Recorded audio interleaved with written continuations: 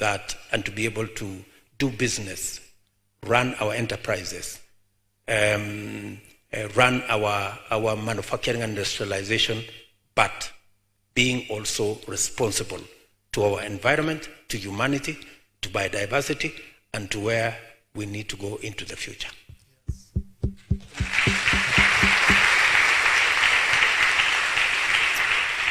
Mr. President, you took office about a year ago, September this time last year.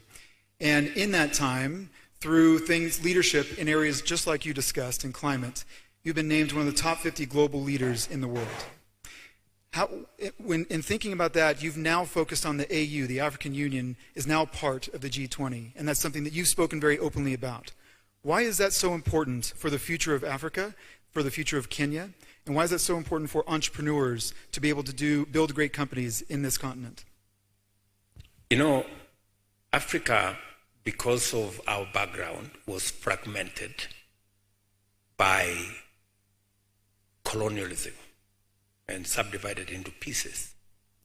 What we've been doing as leaders in this continent is to consolidate the African market into one single market.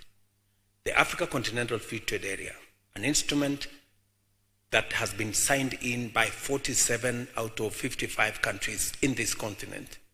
I think the fastest instrument to be signed ever in our continent is because of the realization that this continent would do better acting together, acting in concert, rather than acting separately. That is why we are focused on the reform of the AU to make it a fit-for-purpose organization to harness the potential of this continent, whether it is the human potential of about 1.5 billion people, by 2050, 2.5 billion people. Actually, a quarter of the world will be living here in this continent by 2050. How do we harness the mineral resources we have that are there in abundance? How do we harness the opportunity for smart agriculture? We have 2/3 of the world's uncultivated arable land. We can double, if not triple, grain production. How do we harness this potential? And that is why we are focused on the African Union as an institution. We are focused on its reform. And our participation, of course, in the G20 will give us the platform for us to position ourselves in terms of being a market, to position ourselves in terms of ensuring that we can bring our perspectives, our ideas onto the global space so that we can influence global policy and trends to make sure that they are sensitive to where we come from as a continent and as a people. I keep using this phrase that it is said that if you are not on the table in the discussion, you possibly could be in the menu. So I think we've been in the menu for far too long. You're setting the table. It's time.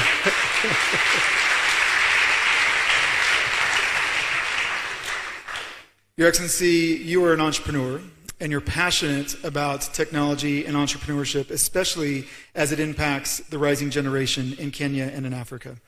We have a room full of global investors.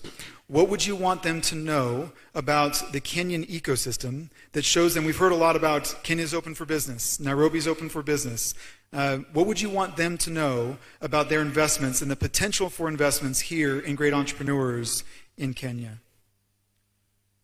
A couple of things. We are leading the way as government of Kenya in leveraging on technology, using technology to deliver government services, as I have said. Government services, we've just distributed fertilizer for the first time in Kenya using technology. We are reaching out on our services to vulnerable communities, about 1.5 million of them using technology. This morning, and I apologize, I think there was a conflict in my diary. This morning... We were just getting ready for you, it's okay. This morning, I was presiding over our Central Bank of Kenya's CSD platform, where it will now be possible to buy government securities on a digital platform by Kenyans or investors from anywhere in the world without having to bother to go and open an account in Central Bank. You can open an account on your phone. That is the level of use of technology to run the affairs of Kenya. That's number one. Number two, I want to tell this investing community here, apart from being a tech or technology understanding country, there is a whole opportunity, not just around Kenya, but using Kenya to get into the East African community, about 7 countries, to get into the tripartite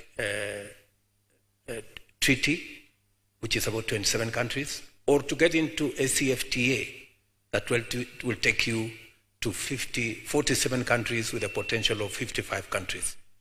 That is the opportunity that you have, number one. Number two, we are aligning our laws. The startup bill that hopefully we should be able to complete in the next 2 or 3 months will also provide a space for investors to use Kenya, not just as a destination for investment as a country, but to use Kenya as a place where you can deliver your investment opportunities beyond Kenya into the African continent. And number three, we are aligning all the opportunities so that you can also tap into our young people with fresh ideas, with creative opportunities, with innovative talent, to maybe start one of the largest companies. M-Pesa, if M-Pesa is anything to go by, we have a reservoir of many other young people who can do what M-Pesa has done.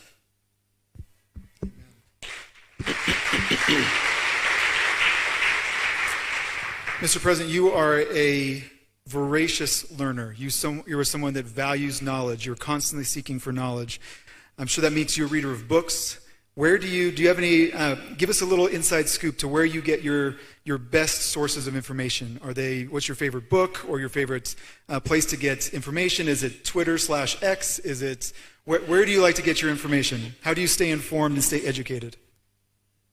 I forage a lot in many spaces. And I like the fact that even books nowadays are available online. And you can do a lot of reading, let me not say a bit, a lot of reading in that space. And there is a lot of available information. I am, of course, privileged because being president, I have a lot of briefs from many people. And they can be quite messy, you know? There are mountains and mountains of briefs, and you have to really be avid to be able to read. But many people out there have a lot of talent, and I must be grateful that sometimes I look intelligent for no effort that I have made. Many people have made so much effort to put things together for me to read and to understand so that I can push the agenda of the country. So there is a lot of reading to be done online. There is a lot of briefs that I get. There is, of course, the things that I like to read on the side that have nothing to do with all this. and I have nothing to do with science, which I read in college, but that's roughly the space. Soon you'll be able to take those mountains and just plug it into ChatGPT, and they'll just give you a summary. Mr. President, my final question for you is a two-part question. The first part would be, as you look over this audience and they are in your city, your country, what advice do you have for them for their time here, your favorite restaurants, the things that you don't want them to miss while they are in your hometown? That's part one. Go ahead with that first one. Oh, that's great. Let me first, I think it was quite bold of people who have not been here before to take the decision. When you asked me to host, for Kenya to host these Kauffman Fellows, and I said yes, I didn't know that it was going to be this big. So congratulations to everybody who've made their way here.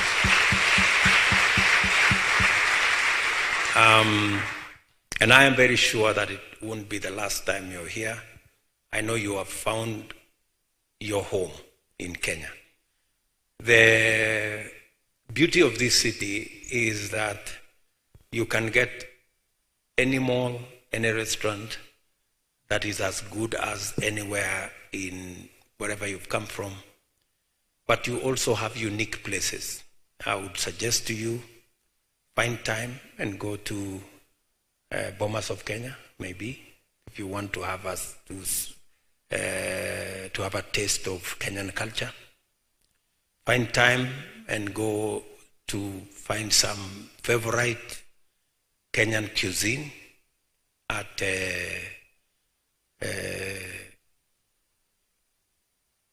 different places, either Safari Park.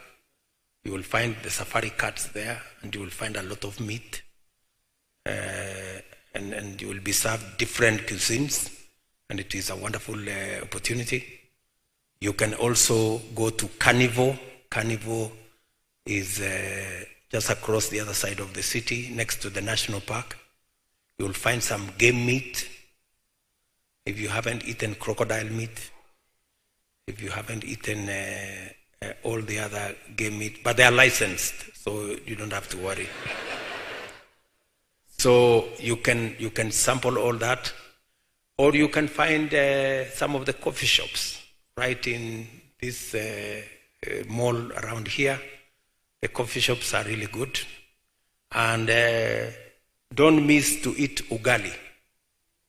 Ugali is the local staple food. It's made out of corn or maize, for that matter.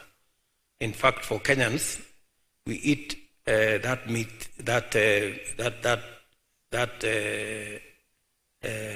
pounded ugali for breakfast, for lunch, and for dinner, and from Monday to Monday, and sometimes 365 days, and it never gets boring. So it's something to taste. Thank you, Mr. President. My final question for you is, this is our 13th Global Summit, and our first Global Summit on the continent of Africa. We chose to come to Kenya as part of our discussions, and we're so grateful for you welcoming us here. As we think about this group and Kauffman Fellows, we care deeply about the human element of technology and innovation. You have made it a big part of your leadership to also focus deeply on humans and on individuals. What advice would you give to this group of global leaders on the future and how you would encourage them to be the best version of themselves as leaders? As you've said, our philosophy is bottom-up. Making every person count, irrespective of their station in life. It's about humanity. And it's about minding about people, whoever they are, whatever their status, whatever they look like. White, yellow, black, whatever. And it is the reason why part of our plan is food stability and food security, to make sure nobody sleeps hungry, whoever they are. Financial inclusion is the reason why we rolled out what we call Hustler Fund. Today, courtesy of technology, Hustler Fund, which is 9 months, 8 months old, has 20 million Kenyans on the platform. 7 million Kenyans borrowing every day. And $300 million of borrowing in the last 8 months.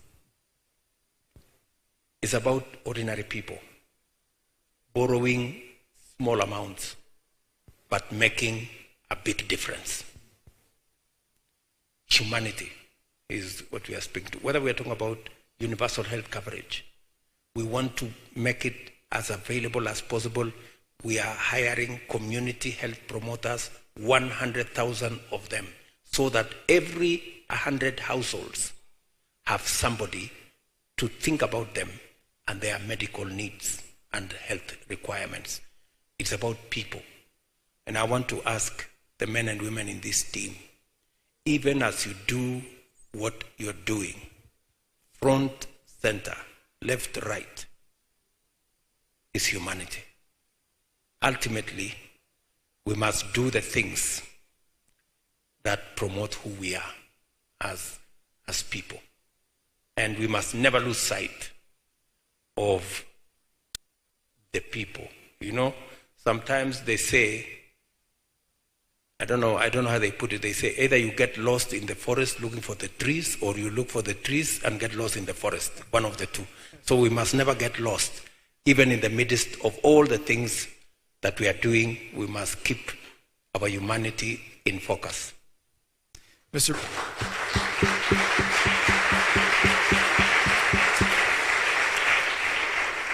President, we're very grateful for your welcoming us into your country, for all the hospitality that you and your team have shown us. Ladies and gentlemen, please join me in thanking His Excellency, President William Ruto.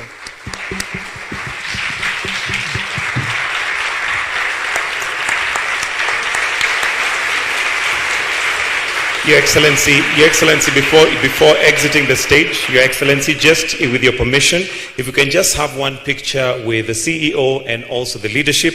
If I may invite Senior Vice President Natasha Funk to join in the picture. PS ICT, John Tenui, if you can also come. PS Investment, Abubakar, and also